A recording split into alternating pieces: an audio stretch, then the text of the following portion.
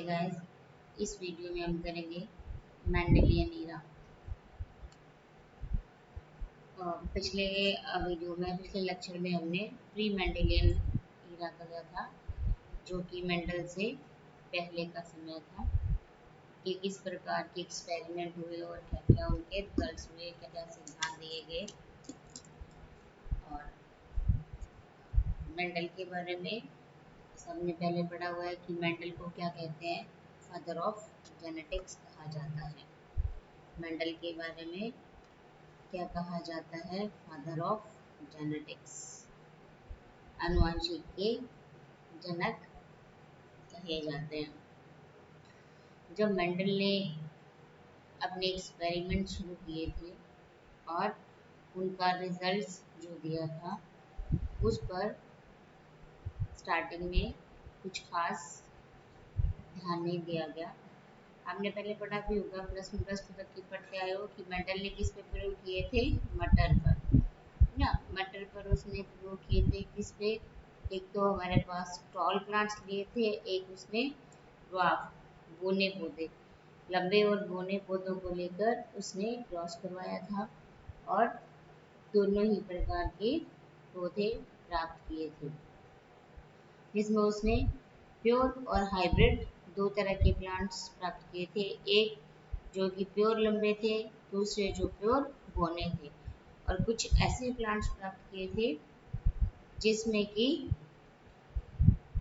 एक character dominant था और एक करेक्टर रिसेसिव में। जो बोनेपन वाला करेक्टर था वो अप्रभावी रहा और जो लंबे पौधों वाला करेक्टर था वो प्रभावी रहा। और जो मेंडल का कार्य है वो स्टार्टिंग में नहीं सराहा गया, लेकिन जब 1900 में इसको पहचान मिली, जब कुछ और वैज्ञानिक कार्ल कॉरेंस, वॉन शर्मक और हुगो डे व्रीज ने अलग अलग प्रयोग किए और उनके जो एक्सपेरिमेंट्स के रिजल्ट थे वो कैसे हुए, वो मेंडल के जैसे ही रिजल्ट मिले, तब इसके काम को पहचान मिली। तो मेंडल ने जो क्रॉस करवाया, ये जो एक्सपेरिमेंट लगाए, वो मटर के पौधों पर लगाकर या मटर के पौधों पर एक्सपेरिमेंट करके अपने रिजल्ट को कंपाइल किया था। तो जो मेंडल का इस प्रकार जो काम है वो बहुत सारा आ गया और उसी के आधार पर इसे फादर ऑफ जेनेटिक्स भी कहा जाता है।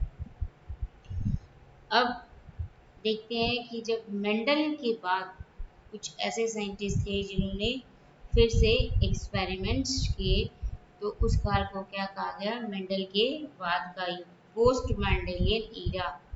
अब 1900 में उसको पहचान मिली और 1902 में हुगो डे व्रीज ने क्या सिद्धांत दिया था, एक सिद्धांत दिया जो कि क्या कहा जाता है, विकास का उत्परिवर्तनवाद, म्यूटेशन थ्योरी ऑफ इवोल्यूशन, कि किस प्रकार जो विकास होता है उसमें विविधताएं आती हैं।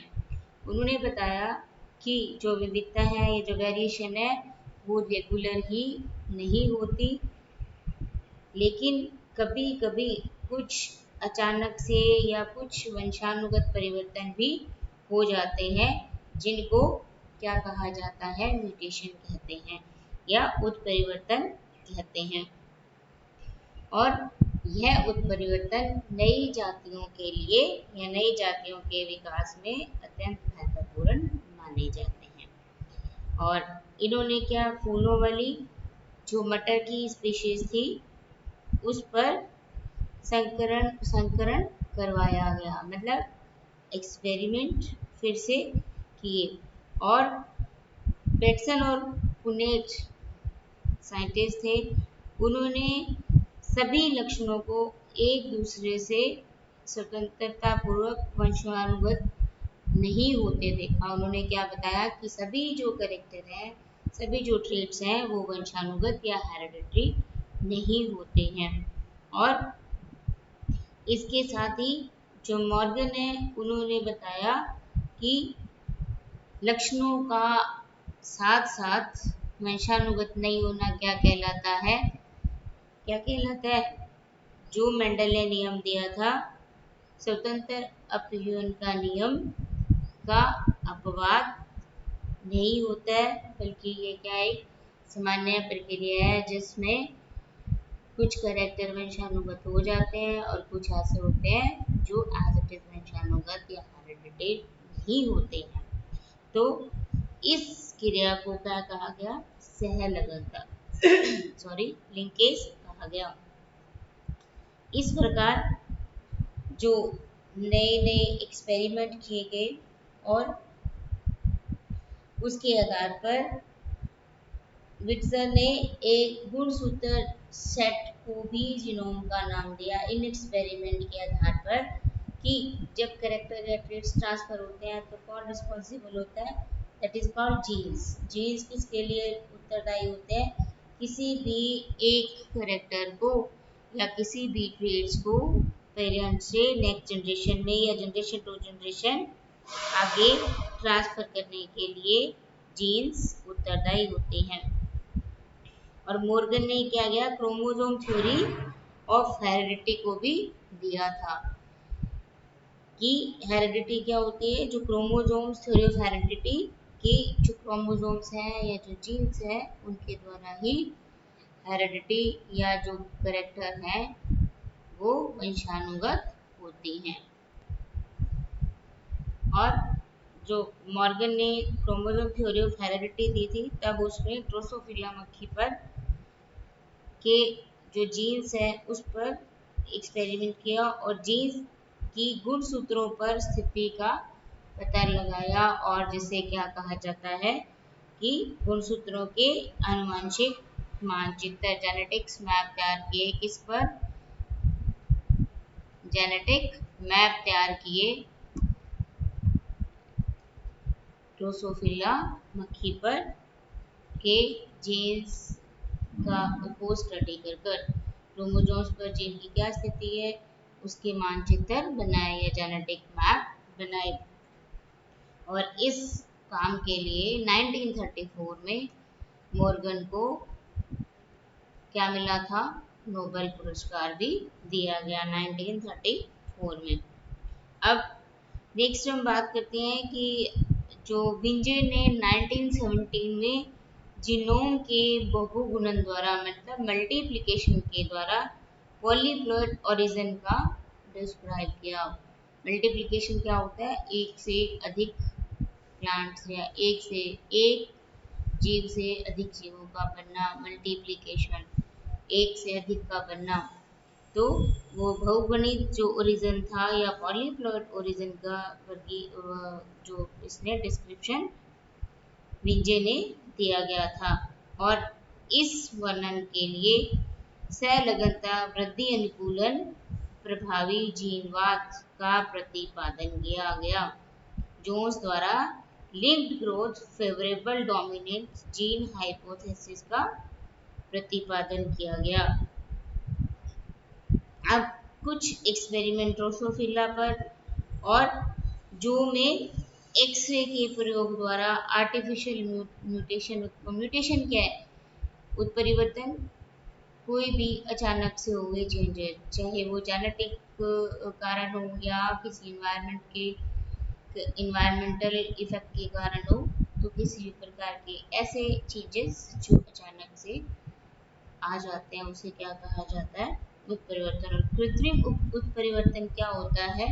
कृत्रिम उत्परिवर्तन होता है जो उत्परिवर्तन करवाया गया हो। तो इसी प्रकार ड्रोसोफिला और जो में क्या करवाया गया? एक्सरे के प्रयोग से आर्टिफिशियल म्यूटेशन भी करवाया गया और तभी से क्या हो गया? पौधों में उत्परिवर्तन करने के लिए एक्सरे का प्रयोग किया जाने लगा।